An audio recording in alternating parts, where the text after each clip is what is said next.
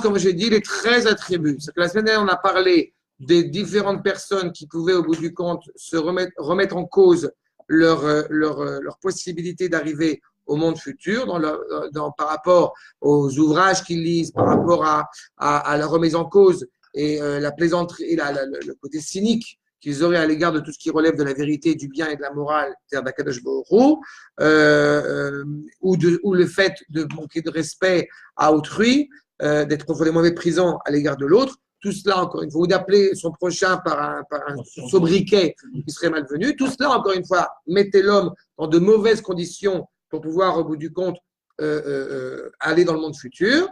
Et j'avais ajouté que, pour ceux qui s'en rappellent, sur le fait que à notre génération, la plupart, on considère très peu de gens comme des apikoros. Et je rappelle, apikoros en de efker en araméen, c'est-à-dire abandonner toute valeur et tout sens moral. Et le fait qu'à notre génération, il s'agit plus d'ignorants que de gens qui sont profondément apikoros. Donc, il fallait au contraire essayer de les ramener. D'accord ? C'est l'avis notamment du Chazon Ish et du Rav Kook. Donc, pour ceux qui connaissent, tant mieux, ceux qui ne connaissent pas, c'est deux avis qui, a priori, ne sont pas forcément en accord l'un avec l'autre, puisque le Chazon Ish, c'est plutôt à la base dans le monde Haredi, et le Rav Kook, plutôt le monde dans lequel, justement, les sionistes. En tous les cas, les deux avis se retrouvent sur cette idée, effectivement, de ramener les Juifs à la Torah. Mais il y a 13 attributs, va nous dire le Rambam, qui sont l'essentiel même de ce qui nous relie, au bout du compte, à Akadosh Baruch Hu. Et celui qui en remettrait un en cause, volontairement, foncièrement, eh bien, lui, effectivement, après que nous ayons, pendant toute cette partie, expliqué celui qui avait une part dans le monde futur, eh bien, là, nous mettons en clair maintenant, grâce à ces 13 attributs, celui qui, justement, n'a pas de part dans le monde futur, s'il remet ces 13 éléments-là, encore une fois, en cause. Le premier, d'abord, voyons ça ensemble. Donc, Umimash et Tsarir, chez Eskereu Kan, ce qu'on doit se rappeler. Et c'est exactement, il finit au bout du compte cette introduction par des choses fondamentales. Raoul les ochos, il faut se rappeler. Chez Ikarei Toratenu, l'essence même de notre Torah et ses fondements sont au nombre de 13. Il faut savoir que dans la littérature traditionnelle, je ne vais pas m'étendre là-dessus, mais certains les ont réduits. Certains ont dit 6, puis 1, qui était Sachar Veonej, peu importe. Il y a eu plusieurs éléments. Mais le chiffre 13, évidemment, n'est pas un hasard, parce que l'objectif, évidemment, c'est d'évoquer ces 13 attributs qui, au bout du compte, sont l'unité, la cohésion unique de la Torah. 13 étant évidemment la gematria de Echad. Donc, c'est ça qui est évoqué. Archa. Le premier fondement, Aïsod Arishon, Mitziut Aboré Ishtabach. Vous allez voir que on va aujourd'hui essayer de faire ensemble, Bezrat Hashem, les 5 premiers fondements de la tradition juive. D'accord? Ce qu'on dit tous les matins. Dans Yigdal Elohim Chai.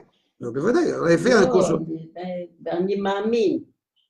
Quel vous a? On ne le dit pas tous les matins. La minag, ce n'est pas obligatoire de le dire tous les matins. Aval, le Yigdal Elohim Chai, le chant, est directement relié à ça. Oui, mais il y a des gens qui le disent tous les matins aussi. Ah bon? Dans Adon Olam, ceux qui ont le temps. Ceux qui ont le temps. Il y en a qui disent Yigdal Elohim Chai. Il y en a certains qui disent Yigdal Elohim Chai. Aval, peu importe. Le fait est, c'est que de toute façon, que ce soit avant, après la tefila, dans ce chant, etc., il est évident que on l'entend souvent, les 13 attributs, les 13 éléments. On a eu l'occasion, c'était chez c'était chez David et Mona, il me semble, de faire une série de cours, je crois que tu n'étais pas là quand on avait fait ça, sur le Yigdal Elohim Chai. Vous étiez pas là non plus? On l'avait fait, qu'on l'avait fait ensemble. On avait étudié ce chant Yigdal Elohim Chai. Peu importe, l'idée revient là-dessus, on va faire ça ensemble. En tous les cas, le fait est, c'est que le premier fondement, donc, eh bien, met en avant la réalité d'Akadosh Baruch Hu. Mitziut Aboré Ishtabach. Là encore, avec la problématique du français, quand on parle de réalité, eh bien, on a le sentiment que c'est quelque chose que je peux palper. D'accord? Alors que justement, la tradition juive, quand elle parle de réalité, c'est la réalité, j'ai envie de dire, du point de vue de la réalité, pas du point de vue de l'expérience de la réalité.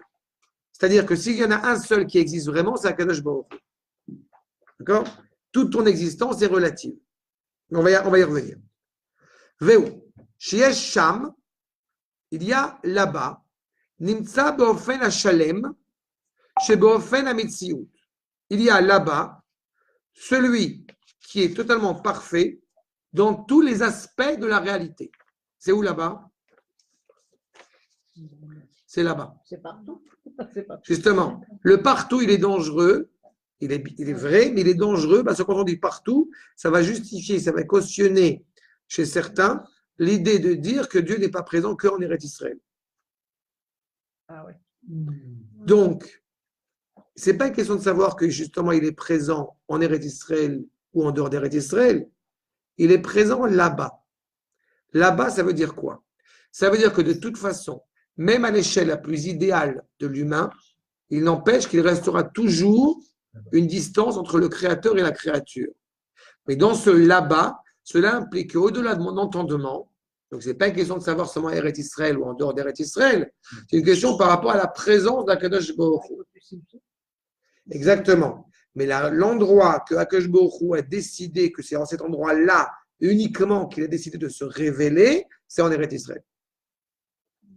Il est présent dans toutes les formes de réalité que je peux imaginer et surtout que je ne peux ne pas imaginer, mais il n'empêche que lui est réellement présent, alors que moi, non. Le problème en français, c'est que exister, je rappelle, ça vient de existir. C'est-à-dire c'est donner au bout du compte présence à autre que soi. De dire que Dieu existe, c'est une contradiction dans les termes. Dieu n'est pas, il n'existe pas. Dieu est l'existant par excellence. Il est existant par excellence. Il est. D'accord? Et c'est en cela, justement, où si notre réalité, elle, est conditionnelle, elle est relative, la sienne est absolue. C'est pour ça que poursuit le Rambam, de toutes les manières de la réalité, où ilat metziut, hanimtsaot kulam. Il est la raison même de la réalité de tout ce qui est présent, de tout ce qui existe, de tout ce qui se trouve. Ubo kiu mitziutam. C'est en lui que toute la réalité trouve son existence. Vemimenu nimshach vekiyum. Il est, au bout du compte, l'endroit par excellence. Ce n'est pas Dieu qui donne, c'est pas nous qui donnons présence à Dieu, c'est Dieu qui donne sens au monde. D'accord? On a coutume de dire Hachem ou Elohim, pas Elohim ou Hachem. Hachem ou Elohim, ça veut dire que derrière la réalité de l'ordre naturel des choses et qui se présente à nous, se cache Olam, ça vient de Elem, se cache Akadosh Baruch Hu. Se cache celui qui est vraiment, celui qui se révèle par couche, par strate, par stade possible, pour que la créature ne puisse pas brûler. D'accord? Mais ça veut dire qu'il est pleinement présent. Oui, moi, j'y crois pas. Yofi, et alors? N'y crois pas. Moi, j'y crois. Je suis aussi tordu. Parce que le rapport à croire ou ne pas croire à Akadosh Baruch Hu est une question profondément infantile. Ça voudrait dire que la présence d'Akadosh Baruch Hu dépend de mon acceptation à lui. Cela est impensable. Quand on parle de l'absolu, eh bien, cela relève, au bout du compte, une compréhension qui n'est pas une compréhension, qui est au-delà de l'entendement. Je ne suis pas capable de cerner ce que représente, je vais utiliser volontairement un terme un peu, le concept de Dieu. Si Dieu pour toi est un concept, tu as rien compris. D'accord? Oui, mais qu'est-ce qu'il y avait avant Dieu? On va arriver à ça. Avant Dieu. Arshav, ve'ilu, elenu abeda'atenu, istalkut metziuto. Et imaginons qu'il n'y a pas de Dieu. Allez. Très bien. Imaginons qu'il n'y ait pas de Dieu. Aïta betela metziut kol nimtza. Eh bien, tu n'existes pas. C'est ça? Tu es virtuel, il n'y a rien qui existe. Rien n'est présent. Et à la vérité, je rigole à chaque fois, parce que depuis plus de 20 ans que je suis en Israël, combien de fois on a des difficultés à comprendre ce qu'il veut nous dire, ce qu'il veut nous parler. On a l'Yetzirara qui existe, le mauvais penchant qui peut exister. Je ne remets pas ça en cause. Mais ce qui me fait rire depuis plus de 20 ans, et je dis ça de 20 ans, je suppose que ça doit exister depuis beaucoup plus longtemps que ça. C'est tous les ans, il y a quelqu'un, un grand historien, un grand professeur, un grand philosophe, un grand je ne sais pas quoi, qui écrit un livre pour démontrer que tout ça, c'est de la bêtise. C'est-à-dire, et alors, il fait le buzz pendant 3 mois, 1 an, 2 ans, 3 ans. Hop, il disparaît et nous, on continue. Pendant ce temps-là, ce type-là a fait beaucoup de dégâts. Ça, c'est un apicoros. Et il y en a.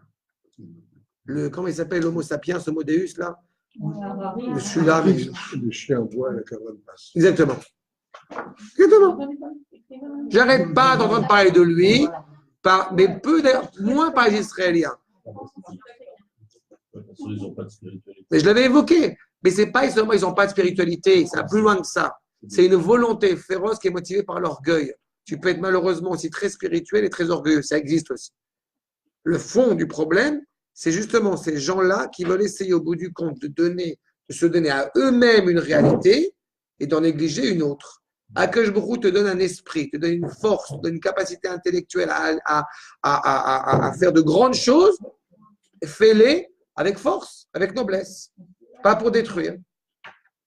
Mais si tu penses une seule seconde que Dieu ne peut, lui, ne pas être présent et toi, oui, bah tu t'es trompé. Non seulement tu t'es trompé, mais dans ce monde-ci ou dans le monde suivant, bien tu en pâtiras. Ce n'est pas une menace, c'est pas shoot. Arshad, et c'est ça au bout du compte.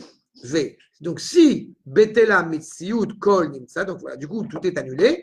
Velo haya nishar nimtsa bilti talui bemetziuto. Toute la réalité dépend de lui. Il y a une remarque fondamentale qui nous distingue totalement de l'artiste, le menuisier, l'architecte. L'architecte a construit une maison. Une fois qu'il a construit la maison, au bout du compte, existe par elle-même. Elle n'a plus besoin de l'intervention de l'artiste, de l'architecte, pour exister. Cela n'est pas vrai pour Akadosh Baruch Hu. Malheureusement, si on considère Akadosh Baruch Hu comme étant un ouvrier qui a créé le monde et qui s'est reposé le 6e jour, on en arrive à des conclusions absolument terribles. C'est-à-dire qu'on ne comprend pas que ce qui permet au monde d'exister, c'est le flux vital permanent qui relie la création au créateur. D'accord? Ils sont mignons. C'est le bon Dieu, le bon Dieu. Oui, les termes, vous ne le rendez pas vous-même. Les termes utilisés, la sémantique à laquelle parfois certains d'entre nous se sont habitués, elle en soit problématique. C'est quoi le bon Dieu? C'est très problématique. Arshad, évidemment. Et c'est un jugement qualitatif. Veilu, elenu bedaatenu istalkut animtsaot kulam zulato. Si on pensait une seule seconde à la destruction de tout ce qui existe sauf lui, lo aita betela mitziuto it ale, velo aita chasera. Il faut bien comprendre que, d'abord je traduis littéralement, si tout était détruit, s'il ne restait rien sauf lui, ça ne changerait absolument pas la grandeur de sa réalité, la grandeur de son existence, et il n'aurait aucun manque. Comprenez bien cela, que un roi, de manière générale, est roi dans la mesure où il a des serviteurs. À partir du moment où il n'y a plus de serviteurs, il est roi fantoche. C'est vrai pour tous, sauf pour l'essentiel, c'est-à-dire pour Akadosh Baruch Hu. Il est roi parce qu'il est roi. Et donc, ça ne fait absolument pas avancer ni réduire la grandeur de sa royauté si le monde n'existe plus. Mais il est roi de quoi? Il est roi parce qu'il est roi. Il règne. Un père est père parce qu'il a un enfant. Il a fait. Akadosh Baruch Hu est père parce qu'on l'appelle père. Mais Akadosh Baruch Hu, au bout du compte, est le père de tout ce qui est, de tout ce qui existe, de tout ce qui est présent, de tout ce qui est spirituel, de tout ce qui est matériel, de tout ce que tu conçois, de tout ce que tu ne conçois pas.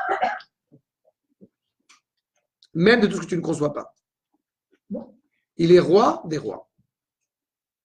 Sa condition de roi n'est pas dépendante d'une créature qu'il reconnaît comme telle.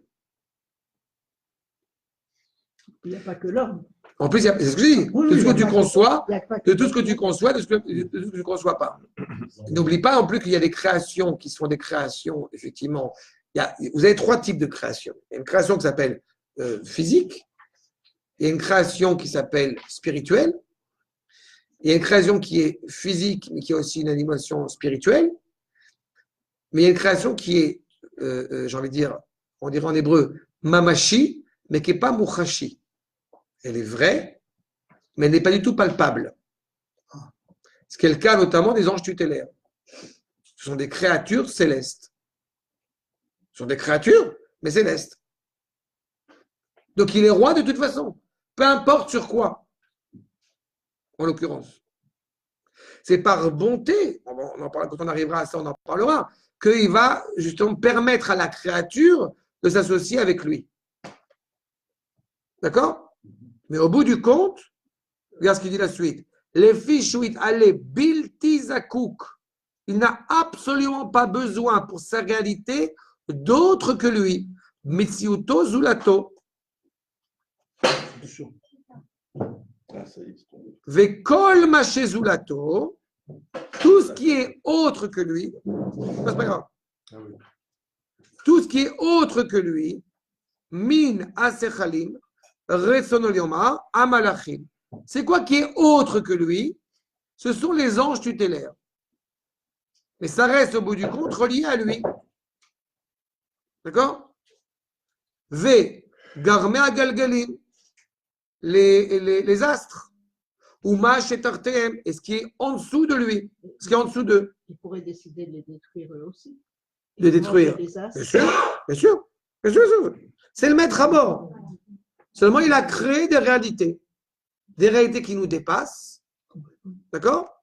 Et des réalités qu'on a le privilège de pouvoir palper un petit peu. Encore une fois, cela est fondamental. D'abord, c'est fondamental à l'époque du Rambam. Il faut se remettre aussi dans le contexte. Et ce n'est pas moins fondamental à notre époque. Vous avez des gens qui sont traumatisés, qui sont inquiets. Peut-être il y a des habitants sur Mars. D'abord, j'ai envie de dire, tant mieux si ça vous amuse, si vous amuse. Mais j'ai envie de dire d'un point de vue juif, et alors? Les martiens du Sud, oui. C'est les seuls qui ont des diamants. Du moment le problème. Toute la réalité qui nous dépasse, elle est fondée, elle est formée, elle est façonnée par un créateur. C'est là. Et sur la perception d'Hachem, ils auraient pu avoir une démarche sympathique. Au moment où le Tinoc naît, il lui livre une paire de lunettes et ça permet de traverser le voile qu'il a mis entre lui et nous, parce que si on le voit, on ne peut pas, on est brûlé. Eh bien là, on pourrait le voir. Quoi. Tu as ces lunettes. Ah bon? Tu as ces lunettes. Spirituelles. Tu as ces lunettes par le Ner Mitzvah et Torah Or. Grâce à la bougie de la mitzvah, tu peux être éclairé par la Torah, par la parole d'Akadosh Baruch Hu. Moi, j'ai pas dit une bêtise alors. Non, mais l'éducation, elle se transmet. Et pourquoi c'est pas donné directement? Pourquoi c'est comme dit le fameux Midrash, on ne connaît pas la Torah après la naissance? Parce qu'il faut que ça s'acquiert par mérite. Mais je répète, si cela était une réalité qui nous était totalement étrangère, on ne pourrait pas s'y relier. C'est parce que justement, on est profondément relié à ça qu'on va le révéler avec le mérite progressivement. Là, c'est vrai que la démarche qui est quand même la plus noble, mais qui n'est pas évidente, mais l'exil aussi nous a aidés malheureusement, c'est quand on n'a pas forcément le privilège, on a d'autres défis quand on est dans une famille de gens qui ont grandi dans la Torah, alors on a d'autres défis, on a d'autres exigences, mais il est certain que c'est quand même plus facile à gérer, si je puis dire, je dis avec des pincettes, encore ce que je dis maintenant, quand on a grandi dans une famille qui nous donne une éducation avec des normes, avec de pouvoir comprendre, que quand on a grandi dans une famille qui ne nous a pas dit rien, mais qui nous a dit exactement l'inverse. Une famille ou des proches, ou une école, ou une culture, etc.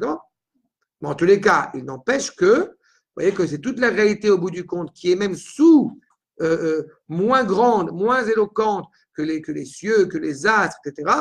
Tout cela, encore une fois, à kol zakouk bemetziuto elav. Le Bing Bang dépend au bout du compte de la volonté d'Akadosh Baruch Hu. Toutes les plus grandes théories scientifiques, les plus exceptionnelles qu'elles soient-elles, le trou noir, sont inexorablement reliées à la volonté du Créateur, à l'expression de son être, à l'expression de sa réalité. Et ça, c'est le premier fondement. Vezeu haïsod arishon, ou shemoré alav diber anochi. C'est celui qui nous est enseigné par le verset Anochi Hashem. Alors, il y a une erreur, parce que normalement, le Rambam, il aurait dû dire c'est celui qui est enseigné par Bereshit, Bara, Elohim, et Hashem, et Haaretz. Non. Parce que tu ne peux pas témoigner d'un événement que tu n'as pas vécu. Ces 13 attributs de la foi ne sont exigés uniquement que de la part d'Israël. Parce que seul Israël a rencontré Akadosh Baruch Hu. Et où il l'a rencontré? Pas à Bereshit, mais au Har Sinaï. C'est pour ça que le verset qui est évoqué par le Rambam, ce n'est pas un hasard si c'est lui qui l'invoque et pas un autre. D'accord? Deuxième fondement, Haïsod Hasheni. Après que nous avons évoqué sa réalité, nous allons évoquer son unité. Là aussi, qu'est-ce que ça veut dire unité? On va comprendre. Yehudo it'ale, sa grande unité. Il faut comprendre que le terme de unique, echad, dans la tradition, dans l'exégèse traditionnelle, ce n'est pas seulement un, c'est unique. Ce n'est pas seulement echad, c'est ichud. D'accord? C'est un et unicité. Chez Zé, chez où il a ta colle. Donc il est la raison de la réalité, mais il est aussi la raison de tout. Echad, lo ke echad asug, ce n'est pas un parmi tant de choses. Velo ke echad amin, velo ke ish a echad amurkav, et pas comme une réalité qui serait au bout du compte une réalité complexe. Je vous rappelle quand même que jusqu'à à peu près Einstein, la pensée scientifique, c'est l'atome. C'est Aristote. Donc on est dans la réalité indivisible. Et puis on découvre, Baruch Hashem, que l'atome prend en lui beaucoup de force intérieure.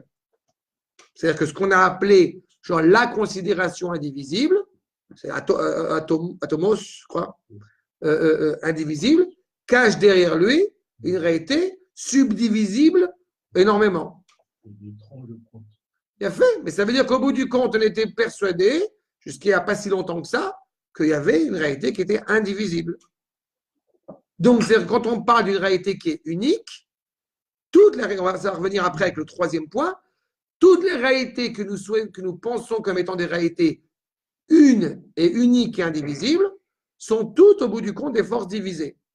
Quand on dit que Dieu est un, c'est qu'au bout du compte, il englobe toutes les réalités, quelles qu'elles soient. Ok? Tu veux dire quelque chose? Non, non, réfléchissez. La subdivision d'atomes.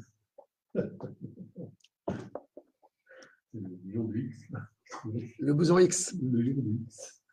C'est fait. Mais on découvre au bout du compte progressivement que derrière toute cette réalité, entre parenthèses, et ça qui est assez intéressant, c'est qu'on a découvert qu'effectivement, il y avait toutes les réalités qui étaient subdivisibles, mais que derrière cette réalité subdivisible, il y a quelque chose de cohérent qui relie tous les attributs entre eux, toute la réalité entre eux, la réalité organique entre elles.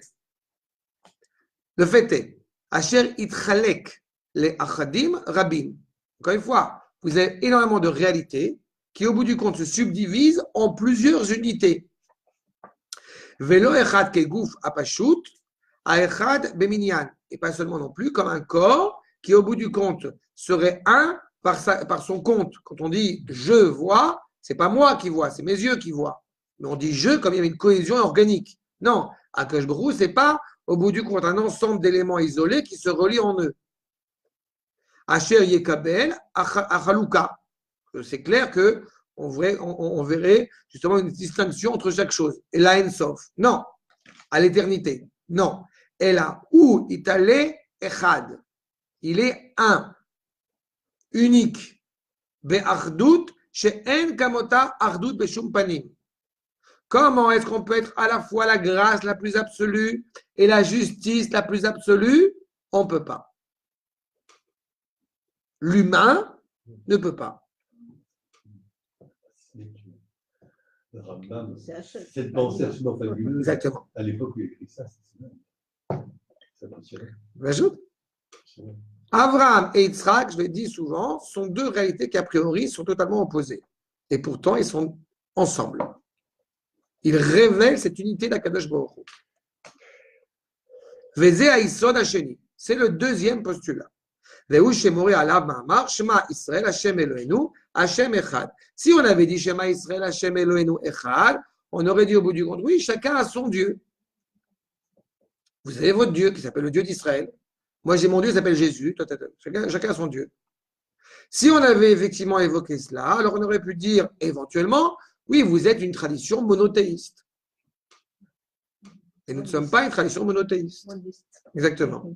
C'est Emet. Chotmo chez Hachem Emet. Il englobe tout de Aleph à Taf. De Aleph à Mem 13, Mem à Taf 13, ensemble 26. Il englobe tout. Shema Israël, et c'est important aussi parce que je l'ai évoqué, mais dans le contexte du Midrash où ça a été invoqué, c'est exceptionnel.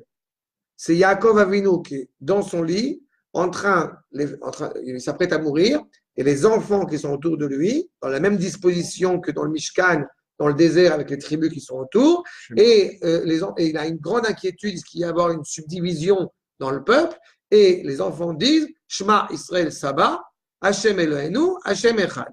Et à ce moment-là, Yaakov Avinu répond Habdulillah, Baruch Shem Kevod Machuto, Olam Vaed. Son royaume est un parce que toutes les franges du peuple, au bout du compte, sont organisées organiquement et sont vitalisées l'une avec l'autre. Chaque fois que j'entends, c'est quand même terrible qu'il y ait plusieurs minagim. Non, je suis fier de ça. Je suis content de cela. Là où ça devient terrible, c'est quand je ne suis pas capable de comprendre que j'ai à apprendre de mes frères ashkénazes, de mes frères séfarades, de mes frères éthiopiens, de mes frères n'importe quoi, ce qui a une préfiguration, même si ce n'est pas encore évidemment cela que nous aspirons, des 12 tribus d'Israël. Mais chacun a une couleur particulière, un apport particulier. Tout le monde met les tefilines, mais il y a une manière particulière. Eh bien, c'est un peuple. Ce n'est pas justement une conception fédératrice qui dirait qu'au bout du compte, chacun a ses propres lois dans sa province. Non, au contraire, elles se complètent. D'accord ? Bien, le nom d'Akadosh Baruch Hu est révélé justement par ce peuple. Je rappelle, Amzu Yatzartili, Teilati Saperu. Je me suis créé un peuple. Zu Gematria 13, cette notion de unité. Le nom d'Akadosh Baruch Hu est révélé par toutes les franges du peuple juif. Maintenant, quand il est un, justement, alors, c'est compliqué parce qu'on dit deux éléments ici, de réalité, d'unité, et donc on voudrait dire, ça c'est Akadosh Baruch Hu. Non, Akadosh Baruch Hu est dénué de toute appréhension matérielle. Tout ce que je peux imaginer dans ma tête, il y a toujours un danger que ce soit matériel. La pensée, au bout du compte, est matérialiste. J'ai besoin de mots pour pouvoir penser. J'ai besoin de donner, de définir des choses. Donc, c'est un problème. Ainsi, le troisième postulat, le troisième attribut, Shlilat agashmut mimenu.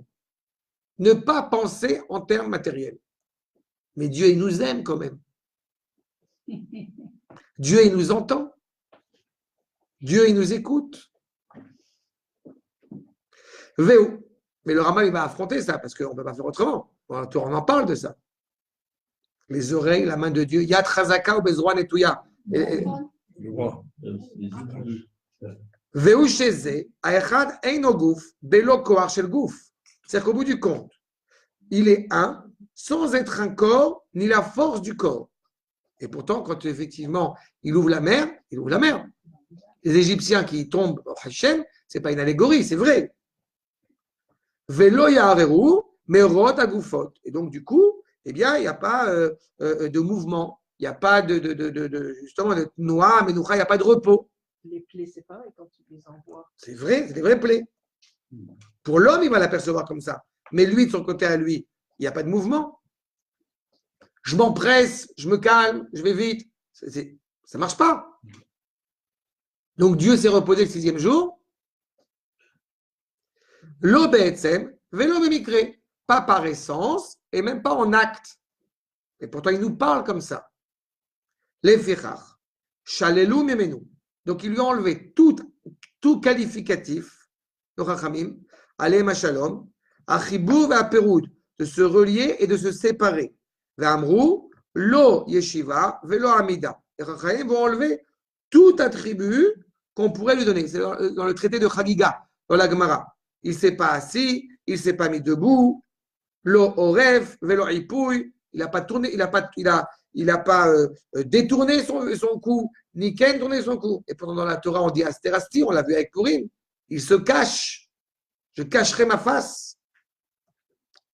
Retsonam lomar, lo peroud, velo oref, velo chibur, les fiches ipouille ma'amarot. Je passe.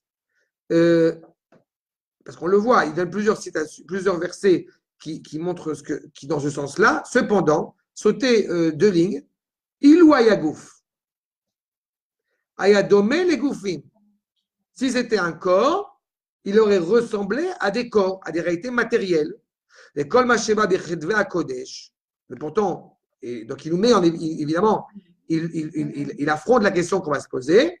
Tout ce qui est écrit dans dans la Torah, mitiuro, en donnant des adjectifs, en donnant des descriptions, météoré agoufim, donc tel que c'est écrit, kemo aetek, comme justement on voit cette copie, à Amida, à Yeshiva, on voit que je se lève, que je s'assoit, il parle, Vaïdaber Hashem el Moshe Lemo, Akol der Hashala. Tout cela, au bout du compte, je parlais d'allégorie, j'aurais utilisé plus le terme d'allégorie que le terme d'image. Parce que justement, on n'a pas d'image.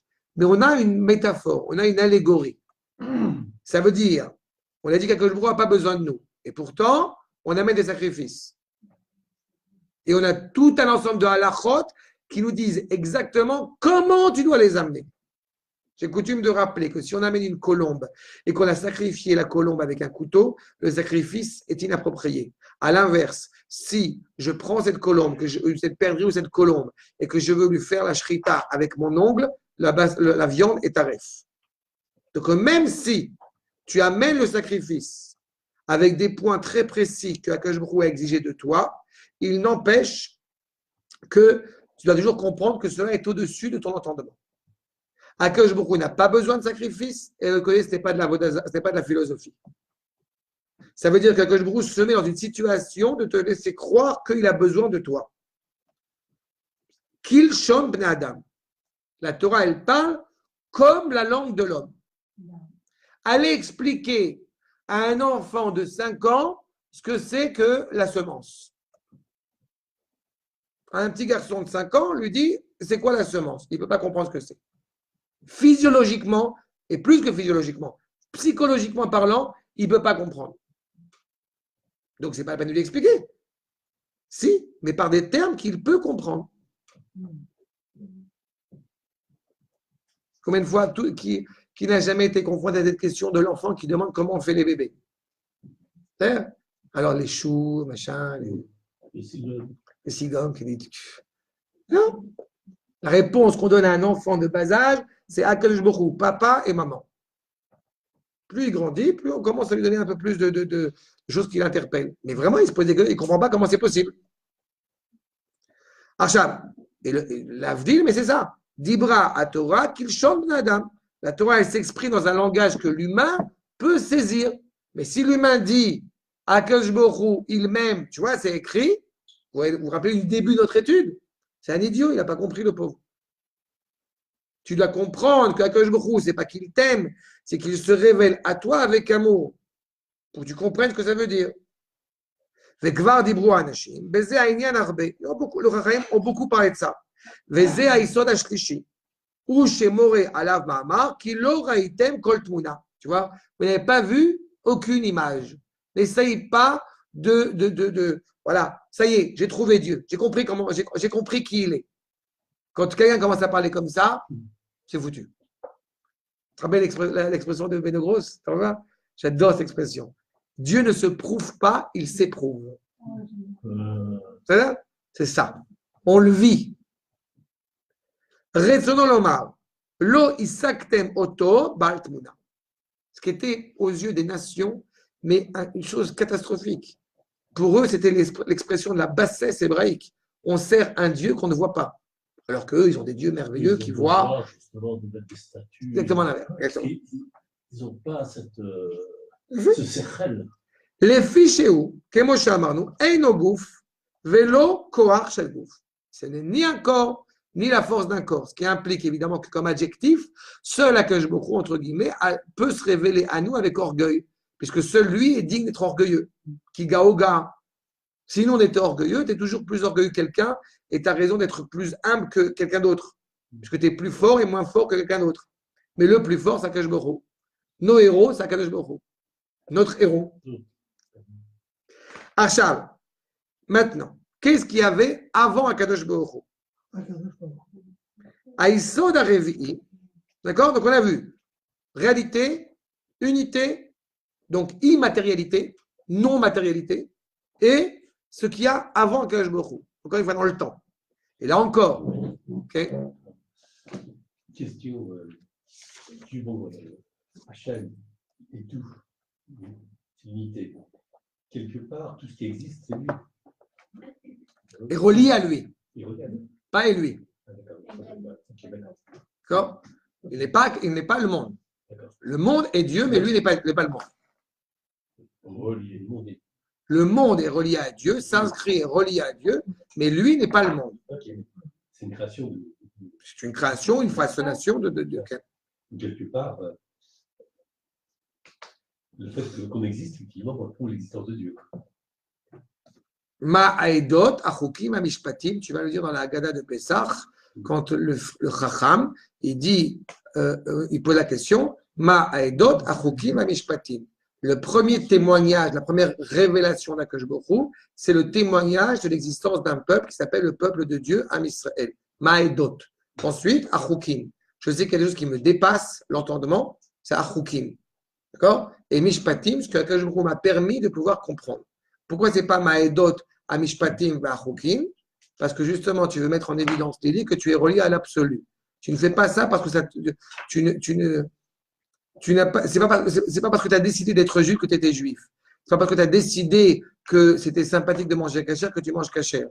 Tu commences par ce lien à l'absolu. Ce lien, encore une fois, qui dépasse l'entendement. Ça répond aussi à la fameuse question du père qui va dire « Moi, je laisserai mon enfant choisir à 18 ans s'il veut faire la circoncision ou non. » C'est une absurdité. D'accord? La fameuse phrase « L'essence précède l'existence. » Notre essence reliée au Créateur a précédé notre existence, notre élaboration, notre révélation, notre mise en place de cette identité. D'accord? Et encore une fois, même le temps, que j'évoquais tout à l'heure quand je parlais de Shabbat HaChodesh, qui lui va prendre son sens par le biais de Am Israël au niveau des fêtes, au niveau de Rosh Chodesh, il n'empêche que même le temps est une création. Donc à chaque fois qu'on va essayer de calculer le nombre d'années, le nombre de temps, mais le monde existant d'années ou point d'années, et que du coup ça va en contradiction avec l'absolu, mais c'est une absurdité. D'abord, je tiens à vous dire, d'un point de vue purement déontologique, quand les gens parlent du carbone 14, aujourd'hui, je sais qu'il y a d'autres méthodes maintenant qui existent, mais le carbone 14, à la base, il prend comme argent comptant des choses qui ne sont pas forcément vraies et authentiques. Parce que vous savez que c'est par rapport, quand un animal mange, ouais. D'accord, alors il produit un certain nombre il produit du carbone 14. Et moins il y a de carbone 14, plus ça veut dire que le moment où il a pris son repas, eh bien, date. Mais ça veut dire, donc du coup, il dit voilà, donc ça fait tant d'années parce qu'il y a très peu de carbone 14. Mais qui me dit que les conditions climatiques étaient les mêmes il y a des milliards d'années je ne remets pas en cause le processus de la création du monde il y a ces milliards d'années, ce n'est pas ça qui m'intéresse. Mais c'est pour vous montrer que ça reste des théories très sympathiques, mais on a le droit de dire qu'elles sont peut-être aussi fumeuses. Ce n'est pas interdit.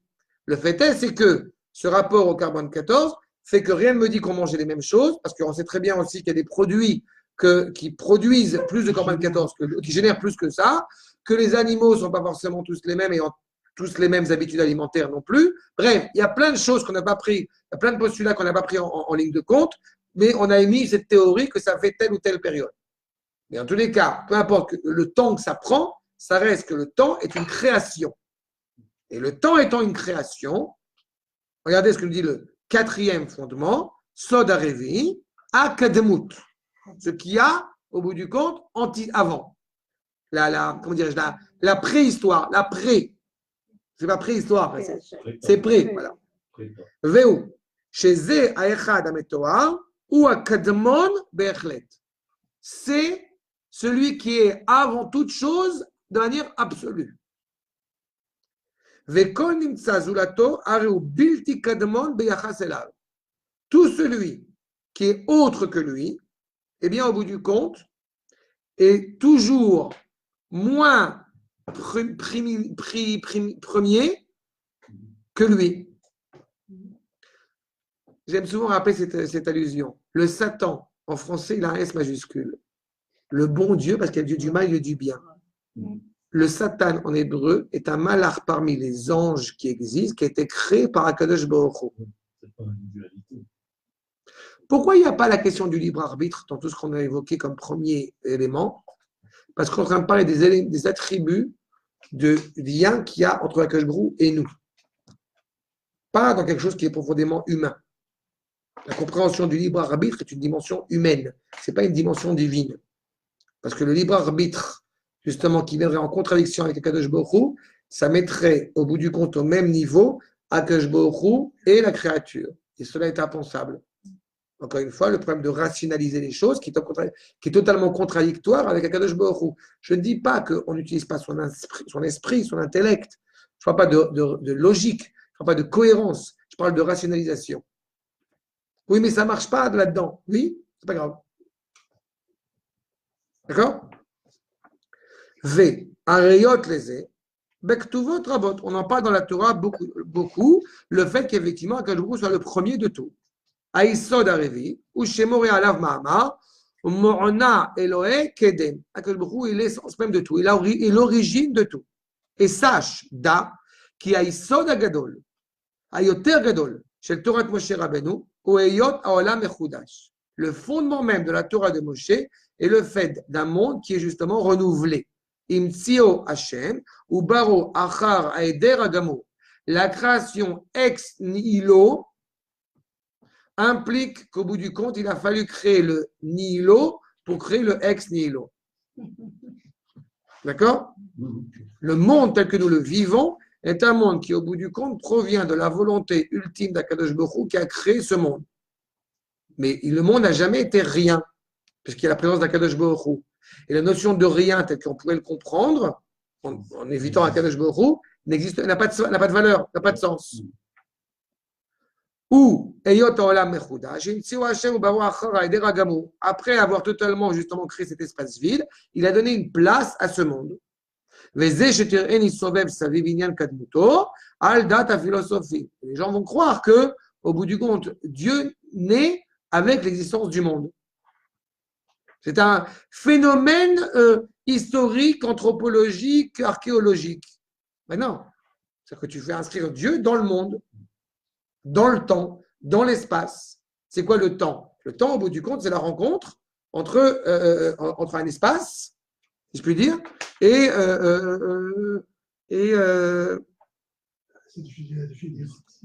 mais je vais l'évoquer après. Mais le Rambam, il en parle.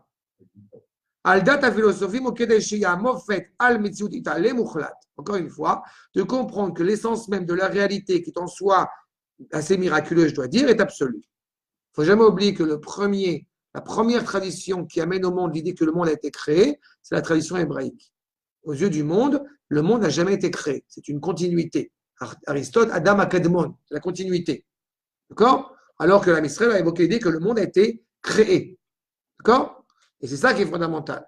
Créé par témoignage. Créé par Emouna, justement, en l'occurrence, parce que Akadosh Baruch Hu dit que c'est moi qui vous ai sorti d'Égypte, et bien sachez que c'est moi qui vous ai sorti d'Égypte, et bien c'est aussi moi qui ai créé le monde. Ah, donc on te croit. Parce que tu es sorti d'Égypte, et que tu nous dis que c'est aussi toi qui as créé le monde, donc ça marche. D'accord? Dernier attribut, enfin, et je terminerai avec ça aujourd'hui, Aïsod Achamishim, qui est justement, du coup, le seul qu'on doit honorer, le seul que nous devons servir. D'accord? Tout ce qu'on a vu jusque-là, les 4 premiers, était l'essentiel du Créateur en tant que Créateur tel qu'il se révèle à nous. Après avoir élaboré cette unité absolue, eh bien, nous mettons en évidence le fait que ce soit le seul que nous devons justement servir. Pourquoi c'est fondamental?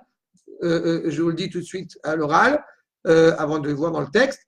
Les protestants, au bout du compte, n'ont pas de statut, notamment les protestants, ou les shintoïstes aussi, n'ont pas de statut dans leur temple, et pourtant, ils ne se tournent pas vers Dieu. D'accord? Ils prient des anges, ils prient différentes choses, mais ils ne se tournent pas vers Dieu. La différence entre les protestants, pour la culture que vous connaissez, la différence entre les protestants et les catholiques, c'est que les catholiques croient effectivement dans la divinité de Jésus, l'Eucharistie. Les protestants acceptent l'idée qu'au bout du compte, le père de Jésus serait par exemple Joseph, qu'il y a une union. Mais il n'empêche que quand ils ne prient pas vers Dieu. Ils prient par des anges tutélaires, ils prient par tout ce que vous voulez. Nous, quand on prie au grand jamais, on se tourne vers un ange tutélaire. Même quand on va voir Rabbi Shimon, c'est Srout Rabbi Shimon, Tagen Alenu. C'est pas Rabbi Shimon qui nous protège. C'est le mérite de Rabbi Shimon qui fasse en sorte que ça nous protège. C'est une notion fondamentale. Du coup, Aïsod Achamishi, Shouit Ale, ou Araoui lo Avdo le Gadlo. Ce fondement-là, c'est le seul à vers qui nous tournons, c'est le seul que nous servons. Ou les Farsem Gdulato ve Mishma'ato. L'essence même, encore une fois, que nous est transmis, que nous diffusons, que nous partageons. Et on ne ferait en aucunement l'honneur à celui qui est en dessous de lui dans la réalité la plus absolue. Mina Malachim, Akochavim, Agalgalim, les anges tutélaires, les étoiles, Agalgalim, les astres, Aïsodot ou Maché Urkav même, tout ce qui est fondamental dans la réalité. Ni le champ, ni le soleil, ni le blé, ni la boule de cristal, ni le marc de café, ni le fil rouge, ni etc., etc. Lui est uniquement lui. Mais tu ne te rends pas compte, si demain on construit Beth Amikdash, mais tout le monde entier va être contre nous. Il a fait, ça s'appelle de la Vodazara. Pas shoot. Après que techniquement le peuple n'est pas encore prêt, tout près de la Emouna, qu'il ne soit pas encore prêt à faire ça, c'est vrai. Mais le fait de dire, d'opposer à Dieu Donald Trump, c'est que vous n'avez pas compris qu'il y a Kadosh Baruch Hu.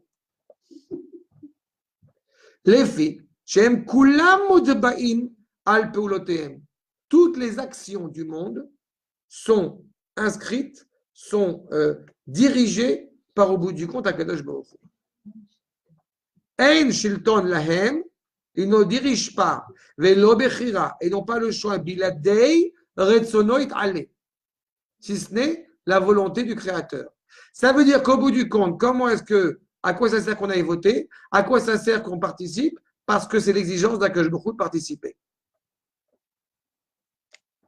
J'ai expliqué à un élève de la Yeshiva la semaine dernière, un ancien de la Yeshiva, qui ne comprenait pas pourquoi ça pouvait poser problème, l'idée d'avoir, il y a un parti en question qui évoque l'idée de faire une armée de métiers. Il veut faire qu'il n'y ait plus de soldats qui partent à l'armée, mais parce que ce serait une armée de métiers. C'est le même qui cautionne la drogue. Et il me demande pourquoi c'est un problème. Et je lui dis, parce que je ne vais pas à l'armée pour des raisons idéologiques. Je vais à l'armée parce qu'il y a une mitzvah d'Akadosh Baruch Hu d'aller à l'armée. L'armée n'est pas l'armée d'une poignée d'hommes, certainement pas aujourd'hui où nous sommes dans une guerre de mitzvah. L'armée est l'armée du peuple. Donc je participe à la mitzvah sous ordre d'Akadosh Baruch Hu lui-même. Vous comprenez la nuance? Et c'est ça. Tout est généré par ça. Je participe parce qu'Akadosh Baruch Hu m'a exigé de moi de participer. Et ce ne sont pas et on n'en fait pas des moyens.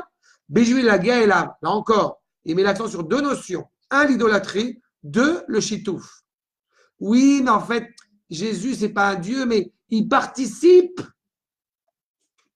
On sert Dieu et Jésus.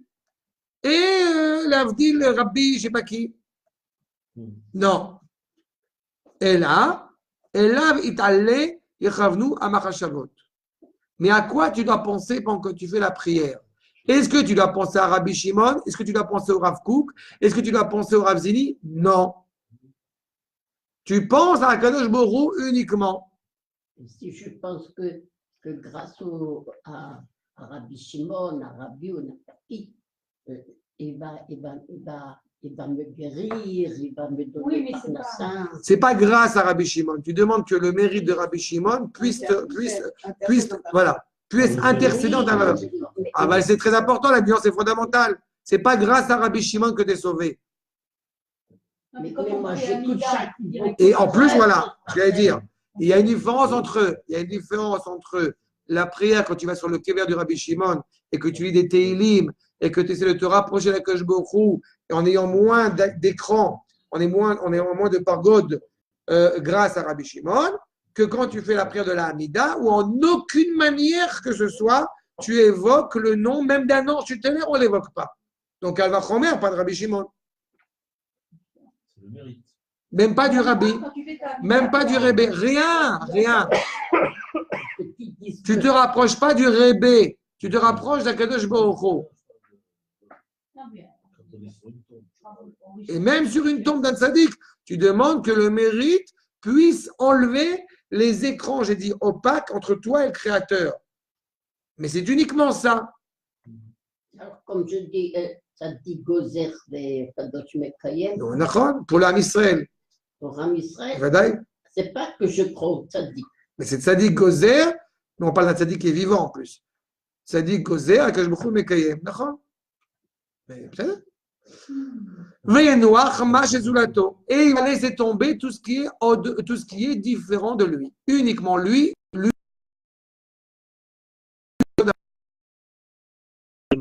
Ou azhara. Voyez combien il faut être prudent à ne pas faire de l'avoda zara, un culte étranger. Verova Torah, mezaheret alea. Toute la Torah, la plupart de la Torah, eh bien, demande d'être prudent à l'égard de ça. Il ne faut quand même pas oublier qu'une des missions est plus importante. Vous devez faire attention à vous. Elle s'adresse de prime abord à l'idolâtrie. Le plus grand drame de la tradition juive, avant la débauche qui est passée maintenant en premier, mais que les Rachaïm ont essayé d'annihiler, c'était la Avodah Zara. On est confronté à ce problème-là, et encore une fois, les modernes ont une tendance à être méprisants à l'égard de la Avodah Zara. Mais quand on voit tout l'historique de la Avodah Zara, mais je peux vous assurer, j'ai entendu encore du Rav il n'y a pas si longtemps que ça, qu'on courrait tous, à l'effet de la Avodah Zara, quand on comprend la complexité, au bout du compte, et la logique implacable de la Avodah Zara. Si on dit encore une fois que tout est animé par la... Tu vois, j'ai été repris, tout est Dieu. Tu comprends le problème? C'est, la nuance, c'est un mot, mais un mot qui est fondamental. Hashamaim Lachem, Va'aretz Natan Livne Adam. Il faut donner à Dieu ce qui est à Dieu et à César ce qui est à César. Si je pense que ce que j'ai dit là et ce que j'ai dit en français, c'est la même chose, je suis dans la bonne. Je n'ai rien compris. Hashamaim Lachem, tout appartient à Kadosh Baruch Hu. Hashamaim, elle est que spécifiquement à Kadosh Baruch Hu. Ve'aretz, la réalité matérielle, l'essence même de la réalité matérielle, il l'a donné à l'homme, justement, pour pouvoir parfaire ce monde. Je termine par une boutade. Un curé et un rav sont en train de discuter ensemble comment est-ce qu'ils font pour gagner de l'argent. Le curé, il fait un cercle. Tout ce qui tombe en dehors du cercle, c'est pour Akadosh Baruch Hu. Tout ce qui tombe pour Dieu, tout ce qui est à l'intérieur du cercle, c'est pour lui. Le rav, il dit, moi, je jette l'argent en l'air. Tout ce qui reste en haut, c'est pour Akadosh Baruch Hu. Tout ce qui tombe en bas, c'est pour moi. Shalom, comme tout. Alors, c'est quoi le point des semaines qui viennent? La semaine